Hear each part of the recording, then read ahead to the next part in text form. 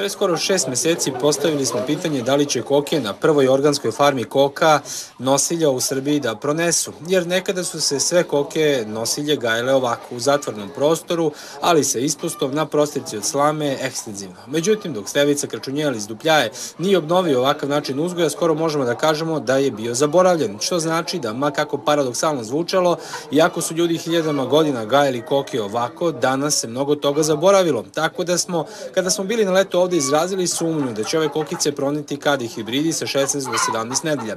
Pokazalo se da je sumnja opravdana. Ove kokice se ne hrane koncentratom, unose manje proteina nego hibridne koke i nemaju stimulativni režim svetla, već isključivo po znacima navoda primaju prirodno svetlo.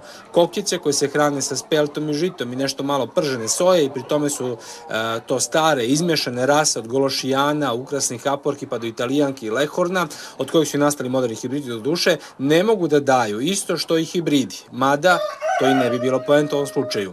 Međutim, dobra vest je da su ipak ove kokice pronele i Stevica Kračunjel je počeo sa sakupljanjem i prodajom jaja.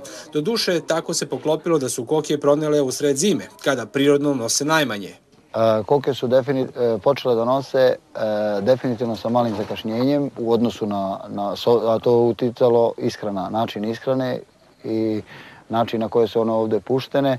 Međutim, počele su da nose tu negde od preko 25, možda i 30 nedelja i sad je počele su da nose, imaju otprilike 30 do 40 jaja dnevno, međutim ja još uvijek ne znam koja je količina, koliko koka je počelo da nosi jaja, zato što ne znam koliko je postalo polno zrele. Ali za sada ide dobro, one su se jako dobro adaptirale na ovim uslovima i ako ovako bude nastavljeno, mislim da će biti sve u redu sa ovim salašom. A kada očekujete da one počnu zaista da dožive taj pik, kako se kaže, nosivosti? To baš i ne zvuči mnogo jajeta, 34 jajeta na 1200-1000 kokica, ne zvuči kao neka mnogo velika količina. Tu još uvijek nema 1200 kokica koje nose. 1200 kokica će početi da nose maja meseca aktivno, mislim da će onda svaka biti, jer s obzirom da sam ja to kupio u dva kvartala, nisam mogao, to su bili jednodnevni pilići, nisam uspevao da ih sve odjednom podignem i da se one razviju u zdrave ispravne jedinke. Znači, otprilike u maju mesecu očekujem da će one da budu u najjačoj fazi nošenja, onda ćemo vidjeti prosek i taj prosek će da utiče i na cenu jajeta i sve ostale troškovi kad se budu sanirali sa procentom nošenja, onda ćemo znati pravu cenu jajeta. Uzgoj kokica na ovaj način se u potpunosti razlikuje od kaveznog za 180 stepeni, mogli bismo da kažemo. Koke su slobodne, imaju ispust na koji se puštaju redovno kada vreme dozvoljava. Ovo što vidite je njihov prvi susret sa snegom koji ih je očigledno zbunio dok se nisu navikle. Inače, dok se nalaze u objektu, imaju svoje mesta za stajanje, eto vidite to ovde, koje su iznad mesta za izđubravanje. Tako se postiže da kokice beleguju na tačno određenom mestu koje se čisti svakih 7 dana, što je nije neki veliki posao. Ono što je najvažnija stvar je nošenje u ovom slučaju. Ovako odgajane rase, a ne hibridi kokica, sačuvali su neki instinkte iz prirode, tako da traže mesto sa puno slame gde prave gnezdo i nose jaja. Stevica je mudro iskoristio obične gajbice u koje je stavio slamu i to se pokazalo kao idealno veštačko gnezdo. Za sada što se rase tiče, mi ne možemo da odredimo zato što ovdje ima raznih rasa. Kao što možete da vidite, znači to su raznih crvenih, belih, jerebičarki, ima nešto i od lehorna i tako da ne mogu da znam tačno koja je za sad rasa najranije počela da nosi i koja će najviše procentualno da nosi. A što se tiče načina nošenja jaja, mislim da će to biti ona definitivno traži slamu.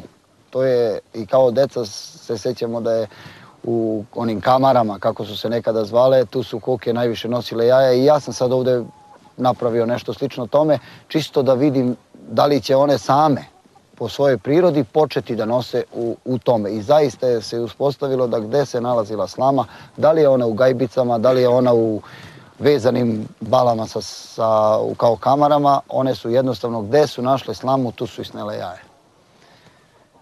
I tu dođe i kako, preko noći, kad nosi? Ne, koke definitivno počinje da nose od ujutru i do podne, do 2 sata to šta su snele, to je to. Znači posle 12 može slobodno se skupljaju jaja i to je definitivno, ona je završila svoj ciklus. Nije kao kod koka u kavezu koje nose i danju i noću, jer ona ne. Ona ima svoj ciklus, ona ima svoje gnezdo, znači ona ne nosi bilo gde čak se događalo, a mislim da je kolega i snimio, da jedna čeka kod gajbe dok ova druga nosi jaje, zato što je to njeno mesto koje je ona prošli put snela jaje.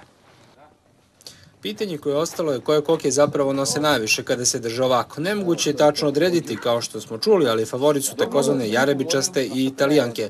Italijanke ćete lako prepoznati po graorasto srebrnom vratu, običnom crnom periju i karakterističnom velikoj kresti i na kokicama, zbog koje izgledaju skoro kao petlovi. Kao što vidite, Stevica je ovde ostavio i po nekog petla da malo stimuliše jato i podsjeća kokice zašto su tu.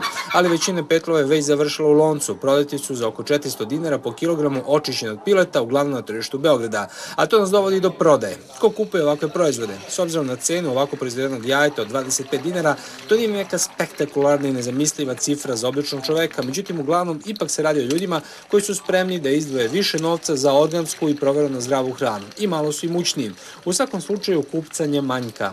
Bitno je da što više ljudi vide gde se ovo proizvodi. Znači, možemo mi sada pričamo da je proizvedeno ne znam gde i ne znam kako, međutim, ko jednom dođe i vidi kako se ponašaju ove koke, koliko se, kao što možda vidite, one nisu, tu nema nikakve agresivnosti, tu nema nikakvih nekih problema sa njima, one, to ko vidi, shvatit će u stvari o čemu se ovde radi. Ako jedna koka u kavezu ceo život provede u nekih 25-30 kvadratnih santimetara, putem koncentrata dobije lekove, sedative i razne stvari da ne bi došlo do kanibalizma ili nekih drugih, ako koki se odseče kljun da ne bi bila agresivna, ovde kao što možda vidite sve imaju sve delove svoga tela što je najbitnije i samim tim moraju da proizvedu i zdravo jaje. Kako kaže Stevica, cena bi mogla da bude i niža da je dobio subvencije za organsku proizvodnju. Međutim, i ovako nije loše, snalazi se i bori se, a i optimista je u vezi celog posla.